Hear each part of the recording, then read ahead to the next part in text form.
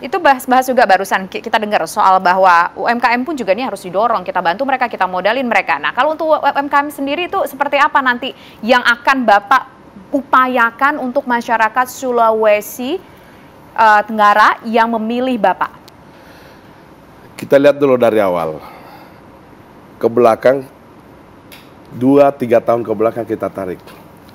Ketika datang COVID menyerang Indonesia dan dunia, semua kemudian terpapar, bukan hanya kesehatannya, tapi ekonomi yang paling terpapar. Kita sampai turun minus 0,2 apa semua sekian berapa kita punya ekonomi. Tapi yang mampu bertahan itu satu-satunya hanya UMKM. Bahkan bisa ada peningkatan, baik tumbuh dan berkembangnya maupun pembentukan UMKM itu sendiri. Nah, bagi saya, jika ini diamanahkan, itulah tadi yang saya programkan 500 juta rupiah bantuan keuangan kepada pemerintah, desa, kelurahan per tahun kita akan siapkan. Di situ sudah kita bagi sekian persen untuk operasional, sekian persen untuk infrastruktur, dan sekian persen yang harus kita siapkan untuk pemberdayaan. Dan pemberdayaan itu kita langsung fokus kepada UMKM. Oke, program di dunia pendidikan kita sudah dengarkan, UMKM sudah kita dengarkan, stunting sudah kita dengarkan.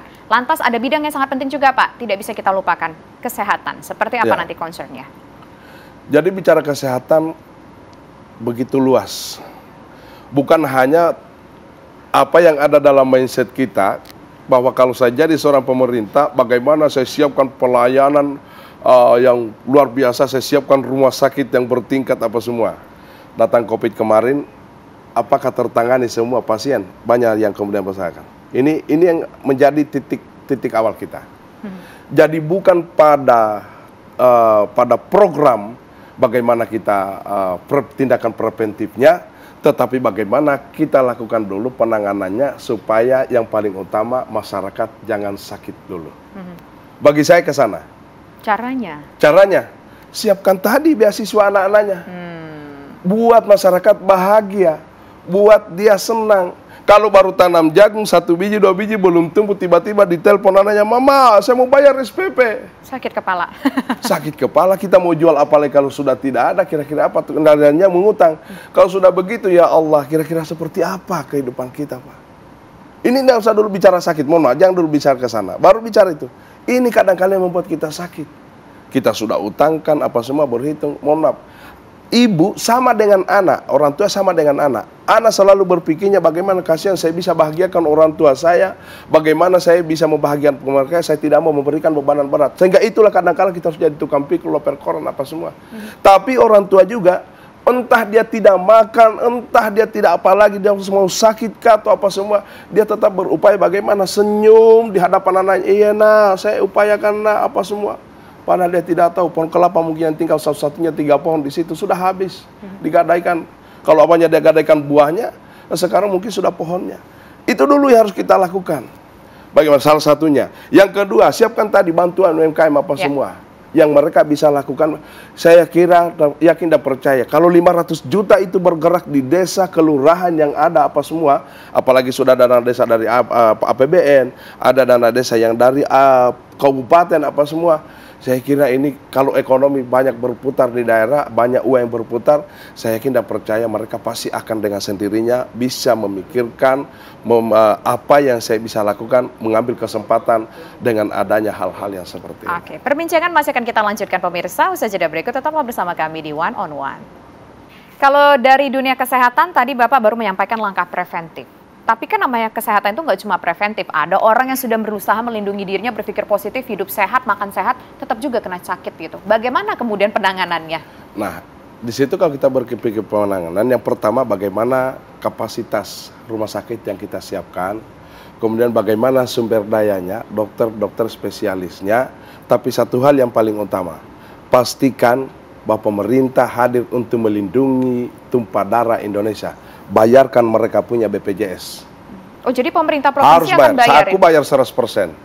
Untuk kelas berapa tuh Pak? Semua? Pokoknya semua, kan tinggal kita lihat, ada yang ditanggung Kartukis pusat, ada yang kemudian ditanggung oleh provinsi, ada yang ditanggung kabupaten, ada yang kemudian ASN, kan udah dipotong lewat, kalau dulu orang bilang kartu kuning, ya kan? Kemudian di karyawan BUMN kan sudah ada ketenaga kartu kesehatan BPJS, ketenaga kerjaan, masing-masing sudah ada. Ini tinggal kita pilih dulu datanya, pilih dulu, keluarkan. Bagi masyarakat katakanlah petani atau apa semua, pastikan dulu bahwa pemerintah hadir untuk membayarkan itu. Jadi kan kadang-kala sekarang masih berlaku mandiri, mereka bayar, nggak mampu, ya sudah, akhirnya terpotong. Nanti sakit baru berburu lagi, mau diaktifkan 2 minggu, kira-kira gimana mau menunggu? Ini sistem seperti apa? Nah, kemudian yang ketiga, bagaimana kita melakukan koordinasi yang baik antara satu daerah dengan daerah yang lain. Misalnya katakanlah, di daerah kita di Sulawesi Tenggara belum ada penanganan yang penyakit khusus apa semua. Tapi kan kita tidak bisa larang orang nggak boleh sakit ini. Yang kemudian tiba-tiba penanganannya di Makassar atau di mana, maka di situ harus kita siapkan rumah singgah. Rumah singgah untuk pasien rujukan. Bukan pasiennya, keluarganya. Keluarganya malahan. Pasiennya gratis tadi. Karena di rumah sakit. Di rumah sakit, tapi keluarganya tinggal di mana? Ini juga harus kita siapkan. Nah, pada saat sebelum masuk atau kalau sudah keluar dari rumah sakit, itu masa pembenahan, itulah tadi untuk pasiennya seperti itu. Oke, nah isu kesehatan sudah kita bahas pemirsa. Lantas, kalau kita ketahui juga bahwa di Sulawesi Tenggara itu kan banyak perusahaan-perusahaan penambangan besar begitu ya. Iya. Nah, sebelum kita bahas ke sana pemirsa, kita lihat dulu cuplikan berita informasi berikut ini yang kita saksikan. Lingkungan di Sulawesi Tenggara terancam limbah tambang nikel, yang kamu rusak adalah masa depannya. Kemudian kita lihat pemirsa, selanjutnya tercemar tambang nikel, warga desa di Kolaka Utara mengungsi. Ya.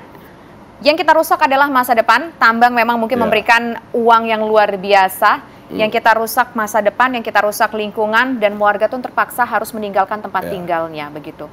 Apa yang akan Bapak lakukan untuk persoalan pencemaran lingkungan dari tambang nikel ini? Jadi ini juga saya senang sekali karena yang sering dihantam persoalan isu ini adalah saya sebagai bupati. Yang pertama, kalau kita bicara kewenangan, pemerintah daerah sudah tidak ada kewenangan di bidang pertambangan.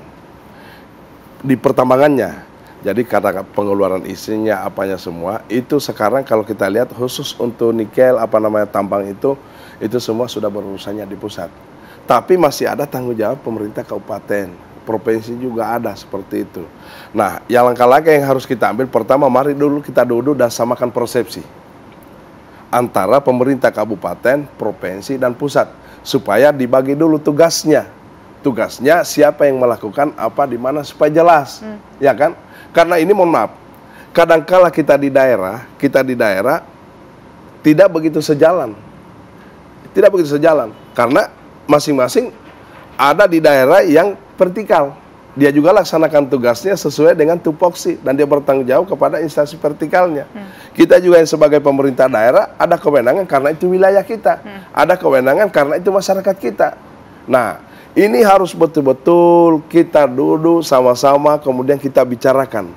Perencanaannya seperti apa, pelaksanaannya seperti apa, pengawasannya seperti apa, siapa yang akan turun ke sana. Katakanlah di lingkungan. Lingkungan sudah betul-betul sudah tercemar. Kita paling banter pemerintah daerah mengeluarkan rekomendasi kepada Gakumdu apa semua. Rekomendasikan kepada kementerian ini supaya dicabut. Tidak ada kewenangan kita seperti itu. Nah, inilah yang saya ingin duduk sama bicara. Tapi kalau untuk mereka yang sudah terlanjur terpaksa mengungsi, itu apa? Jadi begini, untuk bicara penambangan tidak akan mungkin kita akan hindari ini, tidak akan mungkin kita menghentikan. Karena ini adalah salah satu juga proyek yang menjanjikan untuk bagaimana kita bisa mendatangkan keuangan dalam rangka pembiayaan pembangunan, dan itu salah satu sektor andalan kita khusus pengelolaan sumber daya alam. Tetapi yang dibutuhkan di sana bagaimana manajemennya, bagaimana penata usahanya, bagaimana pelaksanaannya sampai dengan pengawasannya. Itu betul-betul negara harus hadir, masyarakat bagaimana dilibatkan supaya mereka terlibat dalam bentuk pengawas seperti apa. Jangan justru masyarakat yang jadi objek. Korban. Nggak seperti itu.